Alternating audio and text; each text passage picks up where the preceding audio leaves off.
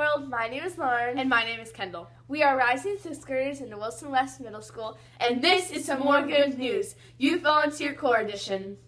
Youth Volunteer Corps is an organization that engages kids from 11 to 18 in service projects that help our community. For the past 4 years, Youth Volunteer Corps of Reading has engaged hundreds of youth that has volunteered thousands of hours improving our community. As you know from our last episode, COVID-19 shutdown, Youth Volunteer Corps members continue to work on projects to help the community.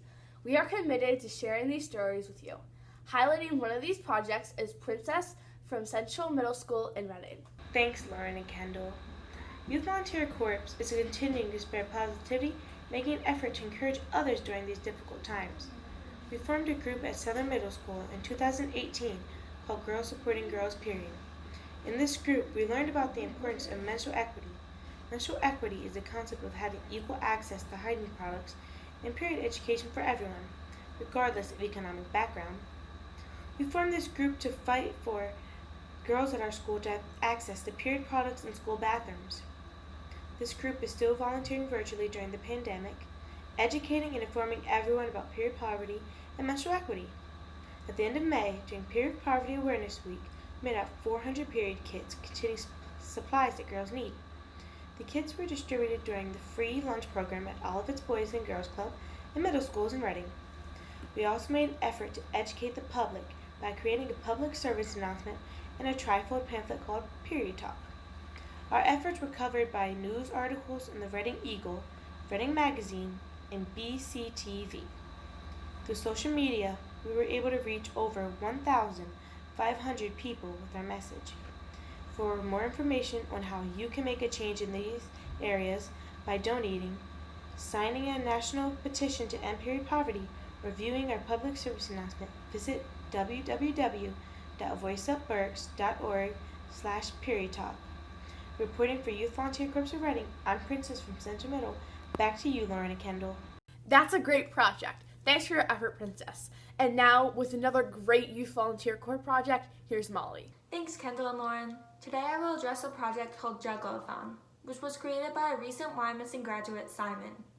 He found inspiration by hearing from his mom, a pediatrician, about the impact COVID-19 has had on youth who are typically able to get 2 meals each day from the school, and adults who are facing unemployment.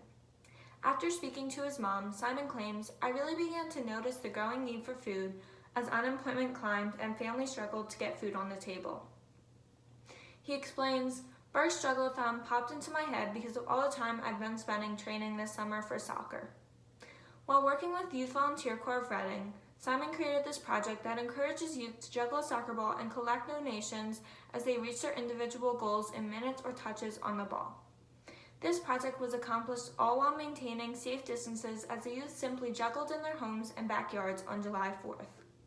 Not only did the youth in Berks County who play soccer get to participate, but also those who wanted to donate and help out this great cause. This project was a lot of fun for everyone involved and helped numerous people in Berks County who were affected by the coronavirus.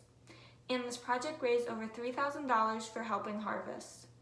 This project shows that we can all make a difference during a pandemic. As Simon claims, "I learned that anyone has the capability of creating a positive influence on others." Reporting from YVC of Reading, I'm Molly from Y Missing High School. Back to you, Kendall and Lauren. Thanks, Molly. Now to our segment where we highlight a youth volunteer who has taken it upon themselves individually to help the community. We recognize these students for the impact that they're making. Here's Elise from Y Missing High School highlighting our Outstanding Youth of the Week.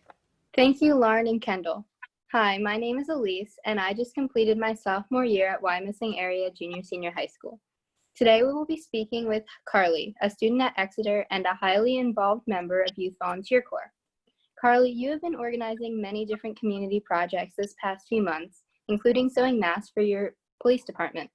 Could you tell us what sparked this idea and how you developed it? Hi, Elise. So yeah, I've been doing many projects throughout my high school career, but COVID-19 really brought about an opportunity to really help those in my community.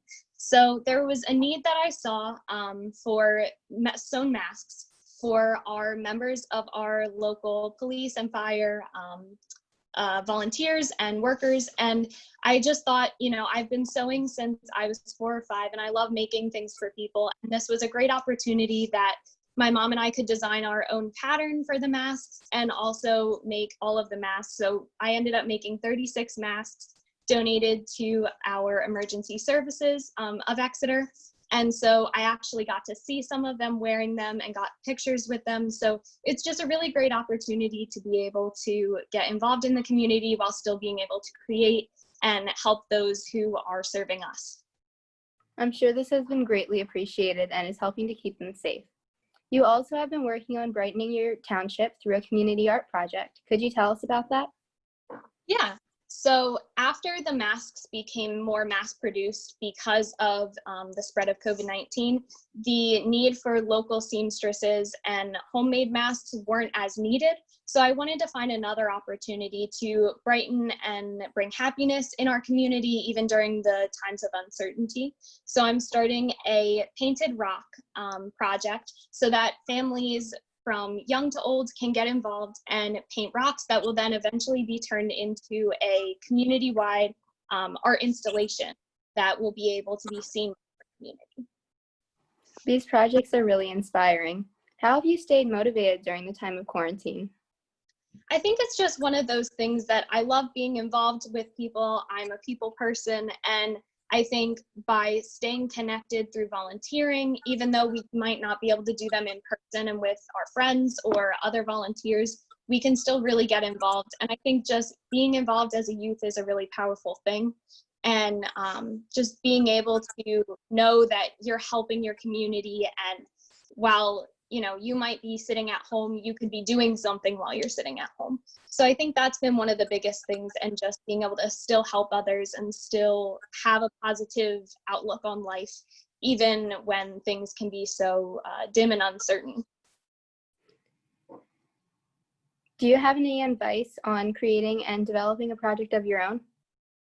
I think if you want to develop a project, just, put your full heart into it and make sure that you have everything in line, make sure you have contacts and be able to talk to everyone about it, because the more you get it out, the better it's going to be.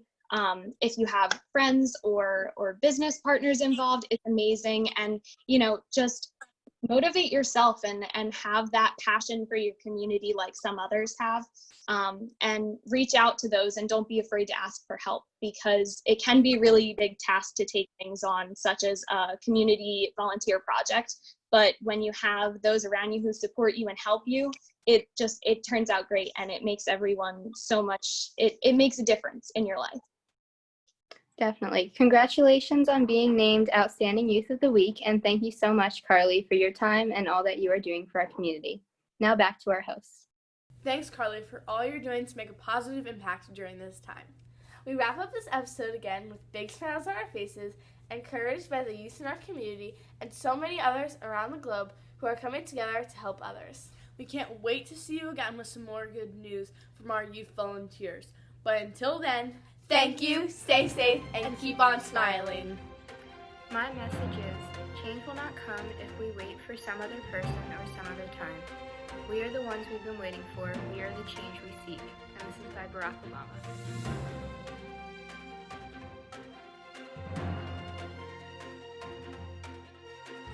Love everyone.